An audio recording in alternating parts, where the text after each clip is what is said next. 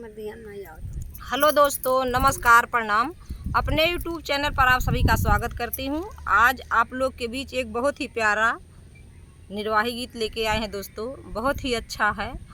आप लोग पूरा सुनेंगे तो ही गीत का आनंद आएगा। आधे अधूरे में सुनेंगे तो गीत बिल्कुल भी आनंद नहीं आएगा, समझ में भी नहीं आएगा। देखिए, एक रानी और जोगी की कहानी है, आप लोग के बीच लेके आए हैं। आप लोग सुनना और ज़्यादा से ज़्यादा अपना प्यार दुलार देना। नमस्कार दोस्तों, हमारा भी चैनल है दोस्तों, हमको भी सपोर्ट करिए। हम लोग गाना गाने बैठे हैं, एकदम मैदान में आए हैं, जंगल में। हम लोग को सपोर्ट करो दोस्तों। कैसे गीत है कमेंट में लिखने का।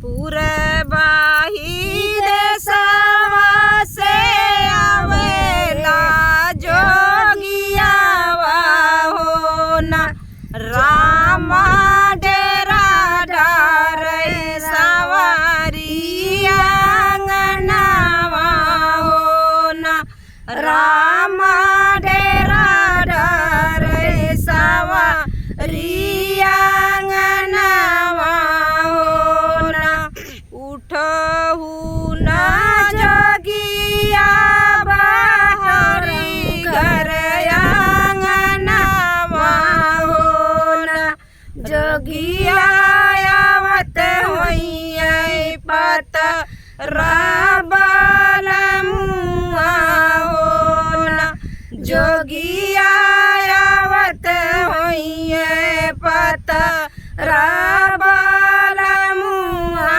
हो ना, जो अंगना बहरत खुली गया चरवा हो ना, रामा जोगिया गिरत मुरझाई हो ना, रामा जोगिया गिरत मुरझाई हो ना, किया तोहरे जोगिया हो जोड़ी से बोखरवा हो ना, जोगिया किया तोहरा मुड़वा धारा गई हो ना, जोगिया किया तोहरा मुड़वा धामा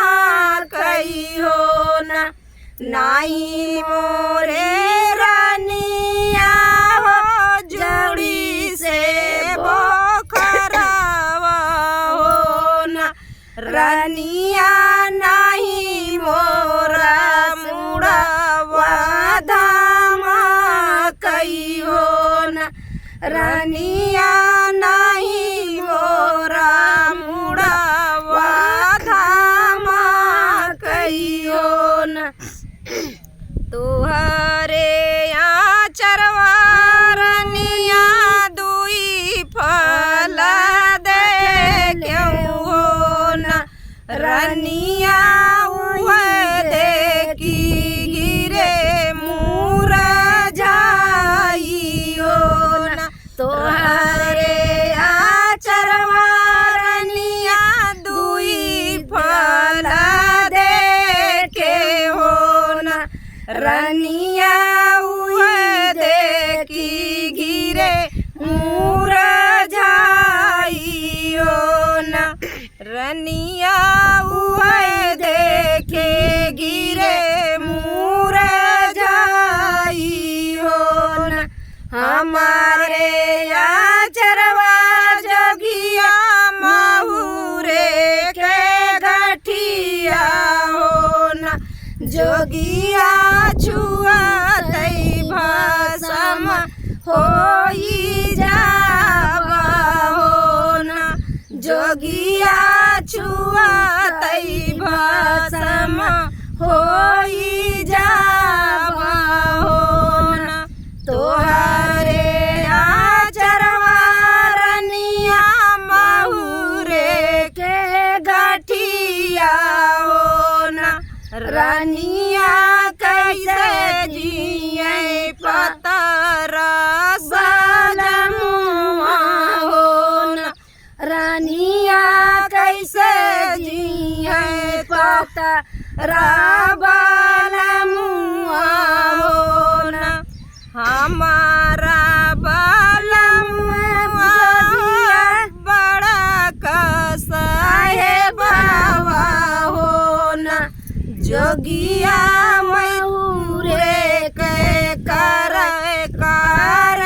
खानावा हो ना हमारा बलमुआ जोगिया बड़ा कसाए बाबा हो ना जोगिया मयूरे के कर खानावा हो ना जोगिया महुरे के करे खानावा हो ना। गीत कैसा लगा दोस्तों आप लोग कमेंट में बताना और ज़्यादा से ज़्यादा अपना प्यार दुलार देना। मिलते हैं नेक्स्ट वीडियो में, तब तक के लिए नमस्कार प्रणाम।